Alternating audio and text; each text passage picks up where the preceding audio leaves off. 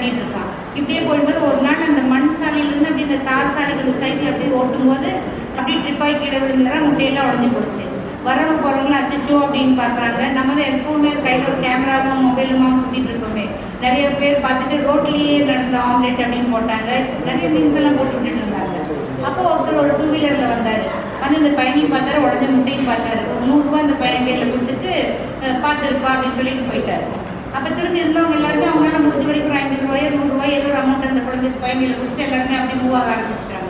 அப்புறம் கடைசியாக ஒருத்தர் கேட்டார், ரொம்ப நேரம் எல்லாரும் வேடிக்கை தானே பார்த்தாங்க, செல்ஃபி தானே எடுத்துருந்தாங்க, வீடியோ தானே பண்ணிட்டு இருந்தாங்க, இவர் மட்டும் ஏன் 100 ரூபா கொடுத்தாரு அப்படின்போது அவர் தான் எங்கள் கடை முதலாளி. ஸோ அந்த முதலாளி தான் இதை ஆரம்பித்து வச்சார். ஒரு 100 ரூபா கொடுத்து இந்த வேலையை ஆரம்பித்து வச்சார்.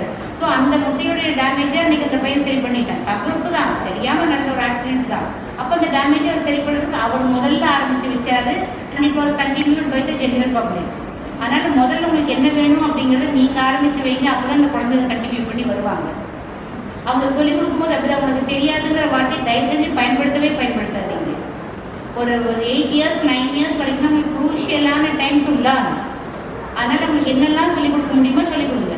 ஒரு பொருளை பார்த்தீங்கன்னா கலர் சொல்லுங்கள், ஷேப் சொல்லுங்கள், what is the use of that அப்படின்னு சொல்லுங்கள்.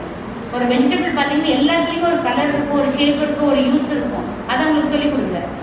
கோயிலுக்கு போனீங்கன்னா இங்கே சாமி கொடுத்து இந்த சாமி அப்படின்னு சொல்லி கொடுங்க. சின்ன சின்ன பிரேயர் இப்போ அழகாக பாடினாங்க பாருங்கள். அதே மாதிரி ஒரு குழந்தையும் பாடுவாங்க.